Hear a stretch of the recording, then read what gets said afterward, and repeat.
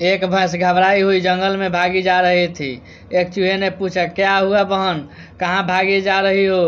भैंस बोली, जंगल में पुलिस हाथी पकड़ने आई है। चूहा बोला, पर तुम तो भैंस हो, तुम क्यों भाग रही हो? भैंस बोली, ये भारत है भाई, पकड़े गए तो 20 साल तो अदालत में ये सिद्ध करने में ही लग जाएंगे कि मैं हाथी नहीं भैंस हूँ। यह सुनते ही चूहा भी भागने लगा। अध्यापक छात्र से, रमेश बेटा घर की परिभाषा बताओ। रमेश बोला, सर जो घर हौसले से बनाए जाते हैं उसे हाउस कहते हैं। जिन घरों में हवन होते हैं उन्हें होम कहते हैं।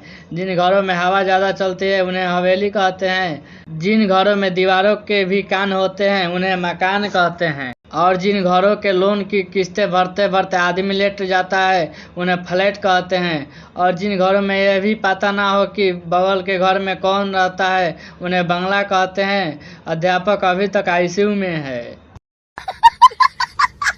डॉक्टर बोला, जब तुम तनाव में होते हो क्या करते हो? मरीज बोला, जी मंदिर चला जाता हूँ।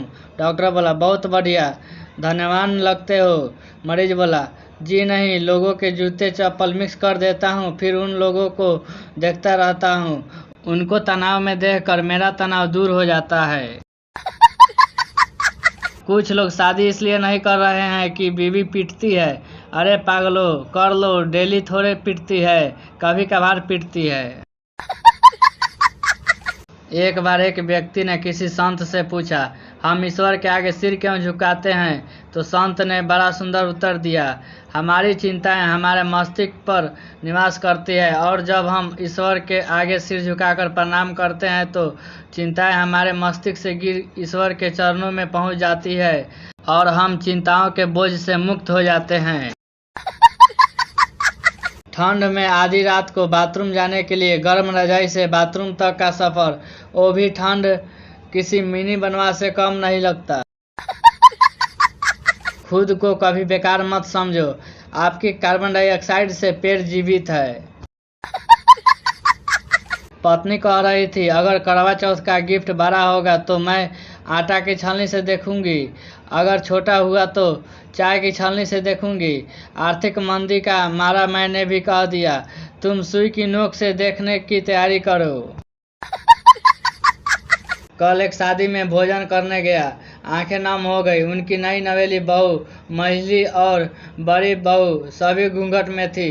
वाह क्या संस्कार! बाद में पता चला वे समय न मिलने के कारण ब्यूटी पार्लर नहीं जा पाई थी। सुहाग रात को पति अपनी बीवी की गोद में लेटा था। पति बोला, अगर मैं मर गया तो? मिंकी बोली, ऐसा मत कहो जानू। पति, अगर मैं मर गया तो क्या तुम तुरंत शादी करोगी? मिंकी बोली, नहीं तुरंत नहीं, 2-3 महीने तो रुकना पड़ेगा, नहीं तो लोग क्या कहेंगे। बेचारा पति अभी भी सदमे में है। पति पत्नी साथ सफर कर रहे थे। एक भिखारी आया, पति ने जेब से पर्स निकाला ही था कि भिखारी बोल उठा, जोड़ी 7 जन्म तक बनी रहे। पति ने पर्स फिर से जेब में रख लिया। भिखारी भी स्मार्ट था। भिखारी बोला, भगवान करे ये 7वां जन्म हो। पति ने पूरा पर्स ही थमा दिया। छुट्टी का दिन था। पति महाशय सुबह सुबह फेसबुक खोलकर बैठ गए। उनकी एक महिला मित्र ने सैंडविच का फोटो अपलोड करके लिखा, आओ सब नाश्ता करें। पति महाशय ने कमेंट किया, बहुत टेस्टी नाश्ता था, मज़ा आ गया।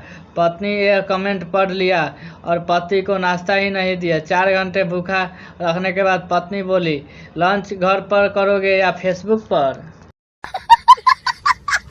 पत्नी बोली, सुनो जी, जब हमारी नई नई शादी हुई थी तो जब मैं खाना बनाकर लाती थी तो तुम खुद कम खाते थे, मुझे ज़्यादा खिलाते थे, तो अब ऐसा क्यों नहीं करते? शांता बोला, क्योंकि अब तुम अच्छा खाना बनाना सीख गई हो। एक लड़का लड़की के साथ ठोकाई कर रहा था तो लड़की बोली, यह गलत है। लड़का बोला, मैं तुमसे बहुत प्यार करता हूँ। लड़की बोली, फिर भी गलत है। लड़का बोला, हम शादी कर लेंगे जान। लड़की बोली, अरे चुतिए, जहाँ डाल रहा है वो जगह गलत है।